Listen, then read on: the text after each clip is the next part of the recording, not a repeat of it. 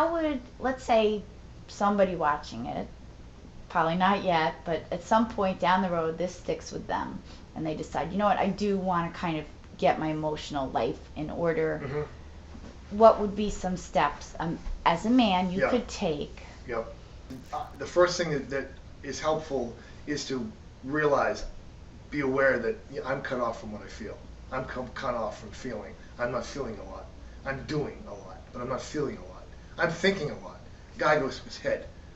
We live our lives in our head. Logic, reason, thinking, thought.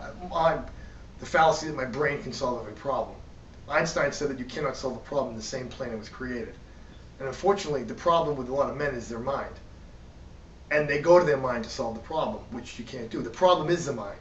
You can't solve it with the problem. You can't solve the problem with the problem. Right. Okay, you have to solve it with something else, something bigger. But first you have to be aware of it. And really what you have to do is you have to start to learn to feel again. And a lot of times that means to going back to why you're so shut down to begin with. And when you get hurt, I believe you have to go back to your childhood. And not to relive it and dwell on it and bitch about it the rest of your life, but to go back and understand what your pain is. Well, give an example. Like, you have examples. Oh, give an example of a childhood thing that you think. Oh, camp. I had the worst camp experience I could have imagined. So that's when you realized you had to toughen up. Well, what I did was I shut down, because my existence was misery from the moment I woke up. I was depressed at 10. I didn't know I was depressed at 10, but I was depressed at 10.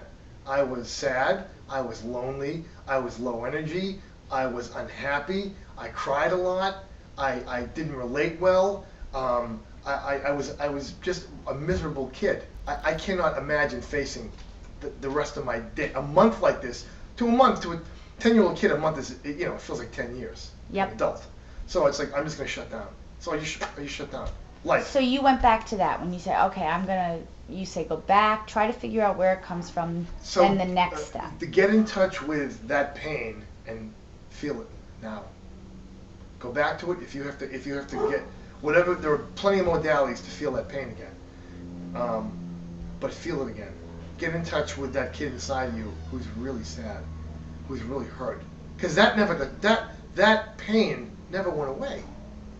Pain doesn't go. If you get hurt and you don't process the pain, this is what men do all the time. They get hurt, they deny they're hurt, or they just get mad when really they're sad, okay? And they don't process it. They don't release it. They just store it. You carry it with you the rest of your life if it's a bad enough pain.